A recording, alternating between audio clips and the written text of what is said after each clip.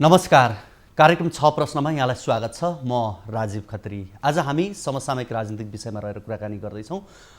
मसँग हुनुहुन्छ मधेस मामिलाका जानकार तथा विश्लेषक भन्छु तर उहाँ आफूलाई विश्लेषक भन्न रुचाउनुहुन्न, मलाई अध्येता भन्नुहोला भनेर उहाँले भनिरहनु भएको छ। म अध्येता नै भन्छु अहिले, उहाँको आग्रह अनुरूप। डाक्टर राजेश अहिराज। राजेशजी, यहाँलाई स्वागत छ। धन्यवाद। आराम हुनुहुन्छ? ठिकै छु। अब सुरुवात कहाँबाट गर्ने भन्दा विशेष गरी यहाँको म सामाजिक सञ्जालहरू पनि धेरै नै हेर्छु, अलिक बढी आक्रोशहरू यहाँको पोखिरहेका पनि हुन्छन् त्यहाँनिर। पहिला मैले यहाँले नै उठाउनु भएको एउटा प्रश्नबाट सुरुवात गर्छु, जहाँ यहाँले एउटा प्रश्न गर्नुभएको थियो, जनताको शहादत र नेताको उपलब्धिमध्ये कसले बाजी मारेको छ यो 26 वर्षमा भनेर यहाँले प्रश्न गर्नुभएको थियो नि। जवाफ मैले यहीँबाट खोजेँ। नेपालमा जसको नाउँमा राजनीति हुन्छ, जसले बलिदानी दिन्छ, जसले त्याग दिन्छ, ती उपलब्धिहरू तिनका भान्सासम्म पुग्दैन। सधैँ नेताले नेताहरूसँग मिलेर नेताकै लागि परिवर्तन ल्याइराख्ने हो भने त्यो परिवर्तनले न आफूमा दीर्घजीविता प्राप्त गर्छ, न देशले राजनीतिक स्थायित्व प्राप्त गर्छ। देशमा हुने परिवर्तन नेताको समृद्धिका लागि होइन, नेताको परिवारको मान्छेको रोजगारीको लागि होइन, नेताको विदेशीहरूको गुलामी गर्नको लागि होइन, नेताको निजी जीवन नाङ्गो खुट्टाबाट पजेरोसम्म पुग्नको लागि होइन। राजनीति देश र जनताको लागि हो। तर हामी कहाँ के भइदियो भने, चाहे माओवादीको नाममा गरेको त्यसले कुनै युद्ध कि के भन्दो रहेछन् त्यो, चाहे मधेसी नेताले आफ्नो धन्दा चलाउन गरेको कुरा होस्, समग्रतामा के देखिएको छ भने नेताले नेतासँग मिलेर नेताकै समृद्धिका लागि गर्ने क्रियाकलापलाई नेताहरूले राजनीति भन्दो रहेछ, जुन आफैमा जनता र देशसँगको ठगी हुँदो रहेछ। त्यही भएर जनता ठगियो, जनता ढाँट्ने, जनता ठग्ने, जनतालाई झुक्याउने, जनतालाई सपना देखाएर आफ्नो समृद्धितर्फ जाने, यो काम नेताले गरेको काम होइन। भनेपछि यो 26 वर्षमा चप्पल लाउने नेता पजेरोसम्म पुगे, तर जनताले चाहिँ यो 26 वर्षमा जुन किसिमको राजनीतिक परिवर्तनको अनुभूत गर्नु पर्थ्यो त्यो हुन सकेन। जनता राज्यसँग पनि टाढा भयो, दूरी बढ्यो। आजको समयमा नेपालको राज्य व्यवस्थासँग दलितहरू असन्तुष्ट छन्, जनजातिहरू असन्तुष्ट छन्, मधेसीहरू असन्तुष्ट छन्, महिलाहरू असन्तुष्ट छन्। आखिर यी नेताले हामीलाई दिन खोजेको व्यवस्था के हो? न संविधानमा अपनत्व छ, न राज्य व्यवस्थामा अपनत्व छ, न राज्यसँग हामी नजिक छौँ। आम नागरिकले राज्यका कुनै पनि अङ्गसँग। भनेपछि आज 3 तहको सरकार भन्दै गर्दा गाउँ गाउँमा सिंहदरबार भनेर स्थानीय तहसम्म पुग्दा पनि त्यो नजिक अनुभूत गर्न सकेका छैनन्। त्यसो भए हामीलाई डेमोक्रेसीको नाउँमा क्लेप्टोक्रेसी दिएको छ, सङ्घीयताको नाउँमा खण्डीकरण दिएको छ, 3 तहको सरकारको नाउँमा 3 तहका लुटेराहरूको समूह पठाइदिएको छ। आफ्नै देशमा नागरिक जन्मेपछि त किन जन्मिस जन्मदर्ता गरा करले, त किन बिहा गरिस् करले, तेरो घरमा मान्छे किन मर्यो विवाह दर्ता के अरे मृत्यु दर्ता गरा करले। राज्यको नजरमा नागरिकको जन्म भनेको आम्दानीको विषय होइन। एकातर्फ हामीले लोक कल्याणकारी राज्यको कुरा गर्छौँ, अर्कोतिर त्यही देशको 100% स्वामित्व भएको संस्थानहरूमा गइयो भने बिजुलीमा गयो ग्राहक भन्छ, टेलिफोनमा गयो ग्राहक भन्छ, खानेपानीमा गयो ग्राहक भन्छ।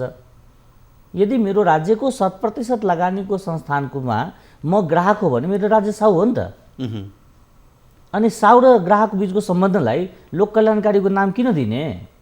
सिधै नेताले भन्दा हुन्छ, हामीले जनतालाई करदाता र मतदाता सोचेका छौँ, तपाईँहरू त्यही अनुसारको धारणा बनाएर बाँच्नुहोस् न भन्दै भइहाल्थ्यो नि, किन ठग्ने? ठिक छ। अब यहाँले यो 26 वर्षको राजनीति अहिले विशेष गरी आम जनताले अनुभूत गर्न पाएनन् परिवर्तनलाई भन्ने कुराबाट हामीले सुरुवात गऱ्यौँ। तर यो पछिल्लो राजनीतिक घटनाक्रमलाई यहाँले कसरी अर्थ्याउनुहुन्छ?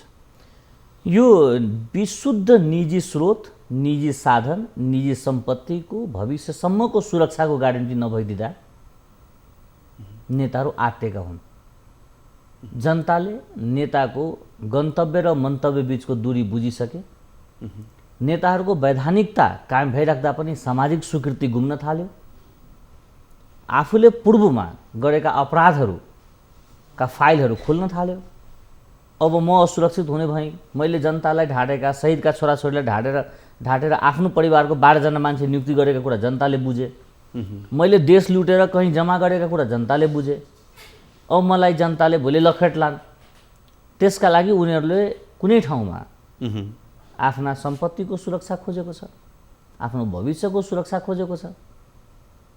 र त्यो सुरक्षा खोज्ने क्रममा नेताहरू गुट बनाएर आफ्ना लठैतहरू, अन्धभक्तहरू, जसलाई तपाईँले कार्यकर्ता भन्नुहुन्छ, उनीहरूलाई झुक्याउने, कार्यकर्ता सभालाई जनसभा भन्ने र देशलाई थप द्वन्द्व, थप गरिबी, थप बेरोजगारी, थप अस्तव्यस्ततामा लाने। तपाईँ सम्झिनुहोस् न, तपाईँको लोकप्रिय कार्यक्रम मार्फत म आम नागरिकलाई भन्न चाहन्छु कि यी नेताहरूले गर्ने अभिव्यक्तिहरूमा, यी नेताहरूले बोल्ने कुराहरूमा, यिनका शैलीहरूमा कहीँ देश र जनता छ? जो व्यक्तिले आज भन्दैछ कि केपी ओलीले संविधान मिच्यो, म सोध्न चाहन्छु त्यो व्यक्तिहरूलाई कि तपाईँले दुई ठाउँबाट पराजित भएर फेरि विदेशीको बुई चढेर प्रधानमन्त्री भइराख्दा तपाईँ कुन संविधानको कुन चाहिँ धारा टिप्नु भएको थियो? नेपालको कुन संविधानमा लेखा छ नागरिक मारेर राजनीति गर भनेर, जनताको कुखुरा चोडेर राज्य विरुद्धको क्रान्ति गरे भनेर? नेपालको कुन संविधानमा लेखा छ गाउँपालिकाको सचिवको कञ्चरमा गोली हान्ने र मन्त्रालयको सचिवको पाउ पढेर मैले राज्य विरुद्धको क्रान्ति गरेँ भनेर? जनताको हत्या भनेको क्रान्ति हो, जनताको बलात्कार भनेको क्रान्ति हो, जनतालाई लुट्नु भनेको क्रान्ति हो। अब तपाईँले जसरी अहिले भनिरहनु भएको छ नि, अब जो अहिले विरोध गरिरहेका छन्, सडकमा छन्, तिनले पनि हिजो राम्रो कर्म गरेका थिएनन्, जसले गर्दा उनीहरूले विरोध गर्नु त्यति सुहाउँदैन भने जस्तो यहाँका अभिव्यक्तिहरूबाट बुझिन्छन्। तर यति भन्दै गर्दा प्रधानमन्त्रीले जुन किसिमको पछिल्लोचोटि प्रतिनिधि सभा नै विघटन गरिदिनु भयो, यसले त एउटा सनकको भरमा भोलिका दिनमा कुनै पनि व्यक्तिले फेरि संविधानमाथि नै प्रहार गर्न सक्ने अवस्था त बनिरह्यो नि। अब त्यो बाटो त सानो होल मात्रै थियो भने त अब ठुलो होल खोलिँदै गयो नि त। अब संविधानमाथिको प्रहारलाई पनि हामीले निर्मम समीक्षा गर्नुपर्छ। यो संविधान जारी भएको मितिमा र आजसम्म जति पनि सरकार बने कि त्यो सरकारमा महिलाहरूको संविधानले भने बमोजिमको सहभागिता थियो? थिएन। त्यो संविधानमाथिको प्रहार हो कि होइन? त्यो संविधानले ग्यारेन्टी गरेको, सुनिश्चितता गरेको नागरिकको हक त्यो संविधानले दिएको थियो? त्यो सरकारले दिएको थियो? थिएन। यो संविधानले जे कुराको परिकल्पना गर्यो आफ्नो देशका लागि, आफ्नो नागरिकका लागि, त्यो कुनै पनि सरकारले पालन गरिदिएन। संविधानमाथिको प्रहार भनेको मान्यजीको जागिर जानु मात्र होइन। संविधानमाथिको प्रहार भनेको नेपालीहरूको भूमि, नेपालीहरूको भावना, नेपालीहरूको भविष्यलाई असुरक्षित गर्नु पनि संविधानमाथिकै प्रहार नै हो। जनतालाई बिजोग भइराख्दा संविधानमाथिको प्रहार नहुने, संविधानले परिकल्पना गरेको साझा नेपाल बनाउन नसक्दा संविधानमाथि प्रहार नहुने, संरचनागत रङ्गभेदको निरन्तरता भइराख्दा संविधानमाथिको प्रहार नहुने, कार्यगत पक्षीयता भइराख्दा संविधानमाथिको प्रहार नहुने, नेपालको नागरिकता, नेपालको पासपोर्ट बेचिराख्दा संविधानमाथिको प्रहार नहुने, तर उनको जागिर जाँदा, उनको तलब रुक्दा संविधानमाथिको प्रहार हुने। संविधानमाथिको प्रहार मान्यजीको तलब मात्र हो, अरू केही होइन। आखिर यो नेताहरूले आफ्नै तलबलाई सङ्घीय लोकतान्त्रिक गणतन्त्र मान्दो रहेछ नि त। नभए तपाईँ सम्झिनुहोस् त, यो सरकारले नेपालको संविधानको कुन चाहिँ धारा निलम्बन गर्यो? संविधान खारिज गरे हो? संविधानको कुनै पनि धारा निलम्बन गरे हो? यो नेताहरूलाई जनतामा नजा भने हो? कार्यकर्ताको बिचमा नपुग भने हो? जनताको लागि नबोल भने हो? जनताको सेवा नगर भने हो? रुकेको चाहिँ के हो? मान्यजीको तलब बाहेक र संविधान संसदबाट उहाँले पाउनुभएको गाडी, तेल, ड्राइभरको खर्च बाहेक अरू यो सरकारले के रोकिदियो त भन्नु पर्यो। जनता झुक्याउनु पाइएन। भनेपछि प्रधानमन्त्रीले पछिल्लोचोटि गरेको कदमको यहाँले समर्थन गर्नुभएको होइन। म एउटा नागरिकको हैसियतले जुन विषयवस्तु अदालतमा विचाराधीन छ त्यो विषयको पक्ष वा विपक्षमा म बोल्दिनँ जबसम्म न्यायालयले फैसला गरिदिँदैन। तर तपाईँ सम्झिनुहोस् त, मैले मेरो देशको नेताबाट के सिक्ने? एकातिर न्यायालयलाई प्रभावित गर्नु हुँदैन भन्ने भाषण गर्छ, अर्कोतिर सर्वोच्च अदालतले मैले भने बमोजिम फैसला दिएन भने म यस्तो गर्छु, म उस्तो गर्छु भन्ने धम्क्याउँछ। जुन मुद्दा अदालतमा छ त्यो मुद्दाको पक्षमा वा विपक्षमा कार्यक्रम गर्ने, सभा सम्मेलन गर्ने, बन्द, तोडफोड, हडताल गर्ने, न्यायाधीश धम्काउने, पुरानो न्यायाधीशहरूलाई तपाईँहरूले यो अहिलेको न्यायाधीशलाई गाइडलाइन दिनु पर्यो भनेर सम्झाउने, यो न्यायालयमाथिको प्रभाव न्यायालयमाथिको धम्की के लोक कल्याणकारी राज्यले परिकल्पना गर्छ? गर्दैन। त्यही भएर अदालतमा मुद्दा छौन्जेल त्यो समय उहाँहरूले जनताको बिचमा जानु पर्थ्यो। मेरो जागिर जोगाइदिए भनेर त्राइमाम त्राइमाम त्राइमाम गर्नुको अर्थ किन छैन भने आज मानव सर्वोच्च अदालतले जोगाइ नै दियो भने त्यो 1 वर्षको लागि जोगाउने हो। अब यी सांसदहरू आजीवन सांसद भइराखोस् भन्ने होइन, त्यसपछि फेरि जनतामा जानुपर्छ। त्यसो भए मलाई एउटा कुरा भनिदिनु न, यो अहिले जुन किसिमको सडकमा देखिएका आक्रोश छन्, कुण्ठाहरू जुन पोखिरहेका छन्, यसलाई मात्रै आक्रोश कुण्ठाको रूपमा मात्रै लिने या उनीहरूले आफूले सत्ता नपाएको पीर त्यहाँ गएर पोख्दैछन् भनेर मात्रै बुझ्ने कि अन्य राजनीतिक कारण पनि छन् या बाह्य हस्तक्षेपका कुरा पनि छन्, अन्य धेरै कुराले काम गरेको छ भनेर बुझ्ने? संवैधानिक नियुक्तिमा भाग भण्डा नपाउँदा सुटकेस बोक्न नपाएका कुण्ठा, ती नियुक्तिहरूमा आफ्ना साला भिनाजु श्रीमती साथीभाइ लगायतका मान्छेलाई नियुक्त गर्न नपाएको पीडा र प्रधानमन्त्री नहुँदा पनि प्रधानमन्त्री सरह भागभण्डा नपाएका कुराहरू चाहिँ त्यो कुण्ठालाई टेबुल मुनि राखेर टेबुलमाथि चाहिँ संघीयता, लोकतन्त्र, गणतन्त्र, समृद्धि, विकास लगायतका कुराहरू बोल्ने। तपाईँले सम्झना गराउँ कि संविधान सभामा एउटै पार्टीले गोजीबाट 82 जना मान्छेको नाम संविधान सभामा छिराइदियो। त्यो चाहिँ संविधानमाथिको प्रहार थिएन कि ती पात्र मेरा प्रतिनिधि थिए, जनताको प्रतिनिधि थिए, जितेर आएका थिए? जित्दै नजितेको मान्छेले बनाएको संविधान मैले किन मान्ने? सुरुदेखि सम्झिनुहोस्, जुन कोरोनाको कालमा जनतालाई 1 किलो चामल पाइदिए हुन्थ्यो, राज्यले मलाई संरक्षण गर्दै हुन्थ्यो भन्यो, त्यो बेलामा मलाई साँप पाल्न पैसा ले भनेर राज्यको दोहन गर्ने पात्रले मलाई चाहिँ देशभक्ति सिकाउने, बाँचुन्जेल मै अध्यक्ष भइराख्नुपर्छ, बाँचुन्जेल मै प्रधानमन्त्री भइराख्नुपर्छ भन्ने पात्र भाषणमा चाहिँ हामी पदका लागि राजनीति गरेका छैनौँ भनेर कसलाई झुकाएको, कसलाई जिस्काएको? जनता नेपालीहरू छ नि, ती मौन छन्, मूर्ख छैनन्। क्रान्तिको लागि शहीदको परिवार बलिदान दिनुपर्ने, उपलब्धि चाहिँ उनकै छोरी, उनकै बुहारी, उनकै भाइ, उनकै सालो, उनकै सम्धी हुनुपर्ने। हुन्छ, हामी फेरि यो कुराकानीलाई निरन्तरता दिनेछौँ। हामीसँग हुनुहुन्छ डाक्टर राजेश अहिराज। यो कुराकानीलाई निरन्तरता दिनेछौँ। यति बेला भरे पालो भएको छ छोटो ब्रेकको।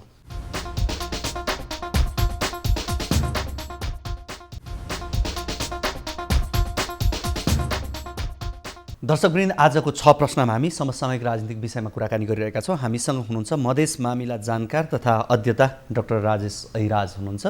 डाक्टर साहब, मैले अब यहाँसँग यो विश्रामभन्दा अघिको खण्डमा विशेष गरी नेपालको राजनीति र पछिल्लो घटनाक्रमकै विषयमा रहेर कुराकानी गऱ्यौँ र अहिले यो आन्दोलनका क्रममा कङ्ग्रेस विशेष गरी उसले 2 चरित्र देखाइरहेको प्रश्न देखिन्छ। एउटा उसले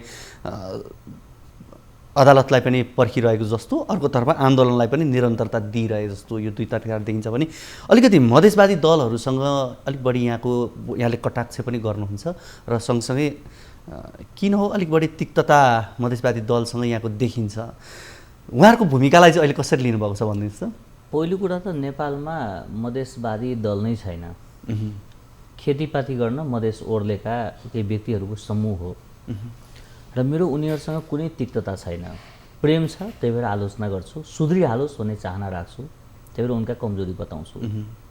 नेपाली काङ्ग्रेस राजनीतिक दल हुनै बाँकी छ, त्यो पार्टी बन्नै बाँकी छ। त्यो एउटा भिड हो जहाँ अहिलेसम्म न धार प्रष्ट छ, न धारणा प्रष्ट छ, न धरातल प्रष्ट छ। त्यो पार्टी जहिले पनि अरू पार्टी कमजोर हुँदा काङ्ग्रेस बलियो हुने न हो। तर काङ्ग्रेसमा 2टा मात्र धार हुनु भनेको काङ्ग्रेस सप्रिँदै जानु हो। पहिला त 12-13वटा धारहरू देखिन्थ्यो।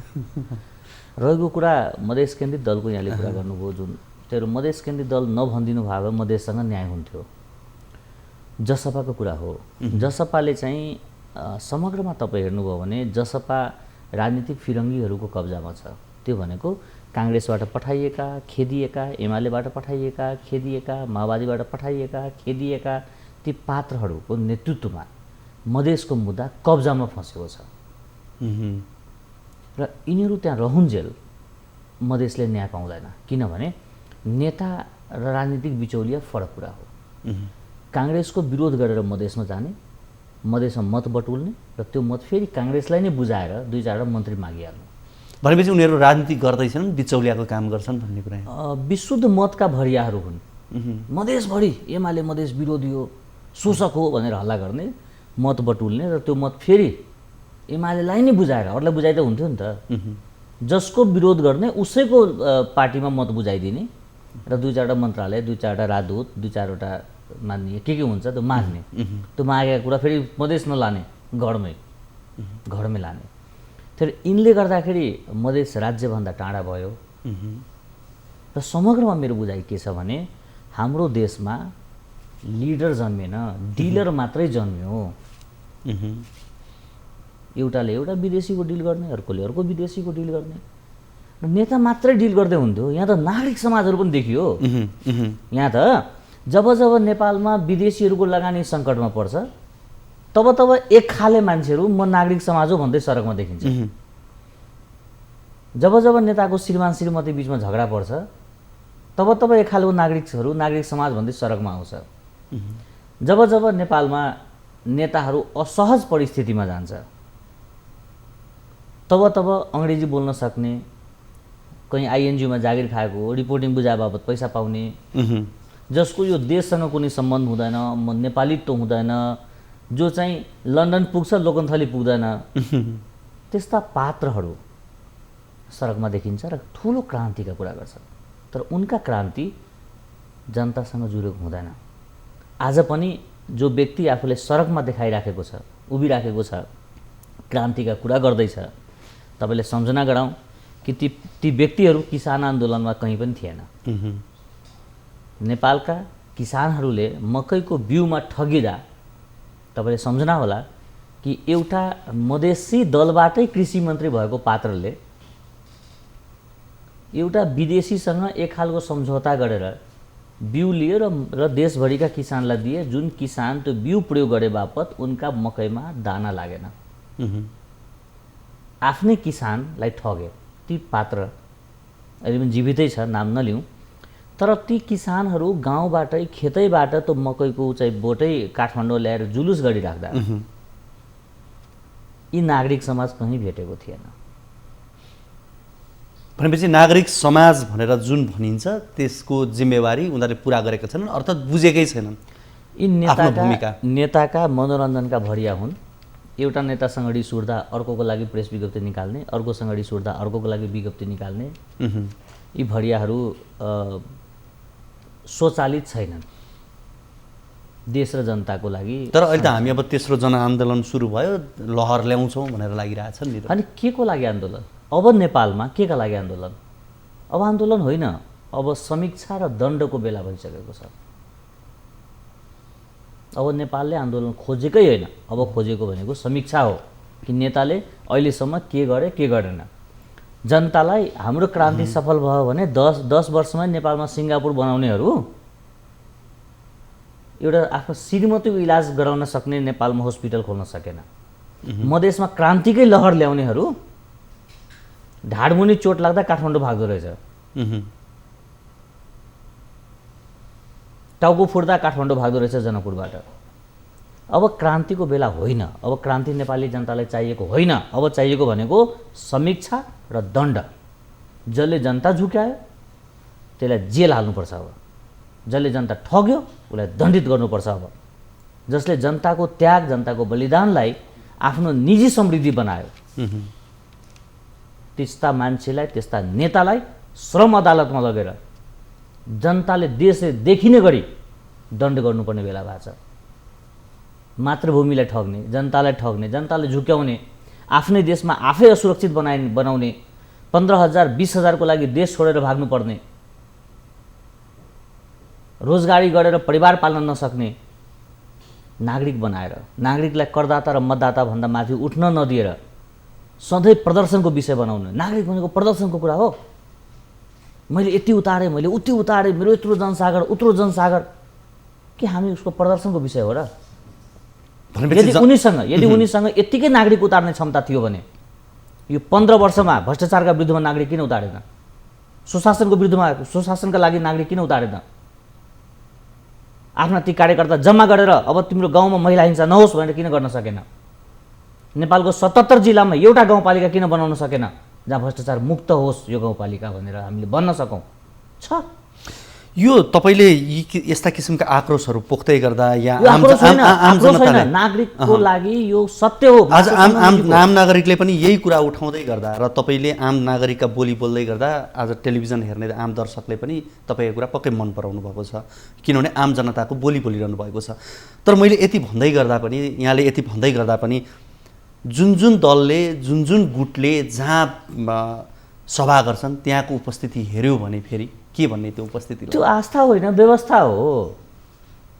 यो व्यवस्था तपाईँले गर्न सक्नुभयो भने तपाईँकै जन्मदिवसमा त्योभन्दा ठुलो भिड जम्मा हुन्छ। 2 नम्बर प्रदेशबाट त करिब 30,000 अस्ति ल्याइयो भनेर भनिएको छ। होइन, देशभरि नै व्यवस्थाका आधारमा नागरिक व्यवस्था भयो, आस्था होइन त्यो। त्यो आस्था होइन, त्यो व्यवस्था जसले जता गर्छन् त्यतैतिर त्यो जसले गरे पनि हुन्छ। तपाईँले एउटा प्लास्टिकको डाइनोसर भित्र ब्याट्री हालेर जुम्लामा हालिदिनु भयो भने त्यहाँ पनि 2-4 हजार नागरिक पुग्छ। डोजरले खेत खन्दै गर्दाखेरि पनि 20 जना मान्छे यसो हेर्दो रहेछ त डोजरले कसरी खन्छ भनेर।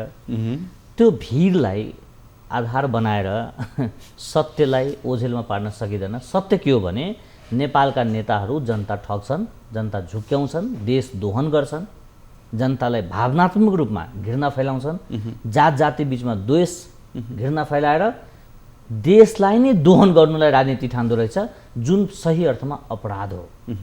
राजनीति र अपराध बिल्कुल फरक कुरा हो। एउटा नागरिकको ट्याक्सी जलाउनु कुनै पनि शर्तमा राजनीति होइन।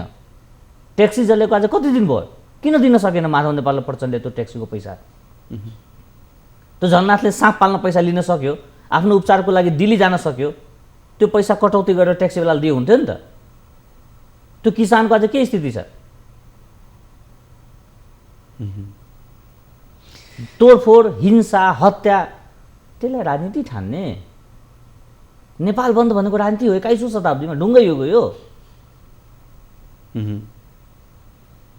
नागरिक दमन, नागरिक हिंसा, नागरिकलाई असर पर्ने, नकारात्मक असर पर्ने कुनै पनि कार्यलाई राजनीति मान्न सकिँदैन। यो अपराध हो र यो देशमा तपाईँ सम्झिनु होला, यो देशमा यदि नेताहरूको मन्तव्य र गन्तव्य यस्तै रह्यो भने चाँडै जङ्गबहादुर जन्मिन्छ। र तिनले यी नेताले मात्र होइन, यिनका सन्तानलाई पनि सहज रूपमा हिँड्न नसक्ने वातावरण बनाउँछ। म एउटा कुरा जसरी यहाँले अघि भन्नुभयो नि, मधेसमा विभिन्न पार्टीबाट गएका व्यक्तिहरूले अहिले दल खडा गरे, त्यो उनीहरूले आफ्नो एजेन्डा लादिरहेको छन्। यहाँले भन्दै गर्दा मधेसमा वैकल्पिक शक्ति या मधेस केन्द्र मैले कुरा गर्दैछु है, या फरक किसिमको त्यहीँको माटो, त्यहीँको सुगन्ध आउने किसिमको दलको आवश्यकता यहाँले महसुस गर्नुभएको छैन? 21औं शताब्दीमा र नेपाल जस्तो भूगोल भएको ठाउँमा जाति, क्षेत्र, वर्ग, लिङ्ग, गोत्रका आधारमा दल हुँदैन। चाहिँ राष्ट्रिय राजनीति नै हुनुपर्छ, त्यसकै प्रभाव पर्नुपर्छ। अर्को कुरो के छ भने यो विदेशीले लादिएका सोचमा हामी बाँच्ने होइन। यो देशमा दलित, जनजाति, महिला, मधेसी यी भनेका सामाजिक विषय हो। यी चेतनाको स्तर सँगसँगै यो समाधान हुने हो। सामाजिक समस्याको राजनीतिक समाधान हुँदैन, वर्गीय समस्याको जातीय समाधान हुँदैन। तर धेरै मै हुँ भन्ने मान्छेहरूले आरक्षण वर्गीय हो तर समाधान मलाई जातीय चाहियो भन्छ। मधेसका, दलितका, जनजातिका समस्याहरू, संरचनागत रङभेदका कुराहरू, यसको राजनीतिक समाधान हुन सक्दैन। जब जब सामाजिक समस्याको राजनीतिक समाधान खोजिन्छ तब तब शहादत दिनुपर्छ जनताले। हुन्छ, अब हामी करिब करिब अन्तिममा पनि छौँ। मैले यहाँसँग राष्ट्रिय राजनीतिकै विषयमा मैले जोडेर विषय कुरा गरेँ। यो सम्भावनाको कुरा मैले यहाँलाई जोड्छु म यहाँ।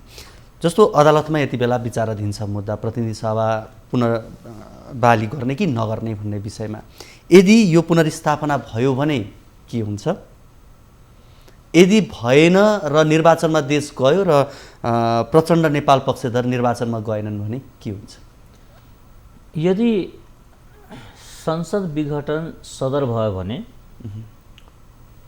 प्रचण्ड र माधव नेपालको गुटले बाँकीको 1 वर्ष जनताको लागि काम गर्छु भनेर भन्छन् तर गर्दैनन्। त्यो वर्ष पनि रमाइलो, मनोरञ्जन, देशको दोहन, तलब, गाडी, सुरक्षा मै खर्च हुन्छ। जसरी योभन्दा पहिलाको 3 वर्ष खर्च भएको थियो जनताको लागि। यो हर्ष न विस्मात। यदि स्थापना भएन भने यिनीहरू आन्दोलन गर्छन् र निर्वाचन हुन दिँदैनन्, किनभने यिनलाई थाहा छ कि यिनका आफ्ना निर्वाचन क्षेत्र एउटा पनि छैन। हार्छन् र हार्न निश्चित भएपछि यिनीहरू निर्वाचन हुन दिँदैनन्। यो वा त्यो कुरा विषयमा देशलाई थप द्वन्द्वमा लान्छ, किनभने यी नेताहरूको अब वैधानिकता मात्र बाँकी छ, सामाजिक स्वीकृति सकिसकेको छ। हुन्छ, मैले यहाँलाई अन्तिममा भनिसकेँ, तर म एउटा व्यक्तिगत प्रश्न चाहिँ म यहाँलाई सोध्छु ल। जसरी तपाईँले मिडियामा या सामाजिक सञ्जालमा यहाँले जुन किसिमको भावनाहरू पोख्नुहुन्छ नि, यो चेतना हो या आक्रोश हो? मलाई यति चाहिँ फेरि अन्तिममा एउटा नागरिकको हैसियतले मैले हेरेको अध्ययन र अनुभव मात्रै हो। यहाँ चेतना पनि छैन, आक्रोश पनि छैन। म चेतनशील हुनै दिएको छैन मलाई मेरो नेताहरूले, अझै हुनै बाँकी छ। म अध्ययन गर्दैछु र म हरेक नागरिकलाई बिन्ती गर्छु कि तपाईँ नेताको पृष्ठभूमि नहेरिकन, नेताको स्वार्थ नबुझिकन कसैको पक्ष वा विपक्षमा धारणा नबनाउनुहोस्। देश रहे नेता फेरि जन्मिन्छ। तर आजको समयमा हामी नेपालीहरूलाई देश वा दलमध्ये एउटा मात्रै चुन्नुपर्ने बाध्यात्मक स्थितिमा हामी पुगिसकेका छौँ। हस्, यहाँको यो महत्त्वपूर्ण समय र संवादको लागि यहाँलाई धेरै धेरै धन्यवाद। धन्यवाद, नमस्कार। दर्शकवृन्द, हामीले कुराकानी गऱ्यौँ मधेस मामिला जानकार तथा अध्येता डाक्टर राजेश ऐराजसँग। आजको कार्यक्रमको निर्धारित समय सकिसकेको छ। भोलिको कार्यक्रममा नयाँ अतिथि र नयाँ विषयसँग रहेर कुराकानी गर्न आउने नै छौँ। तबसम्मको लागि बिदा दिनुहोस्। हवस् त, नमस्ते।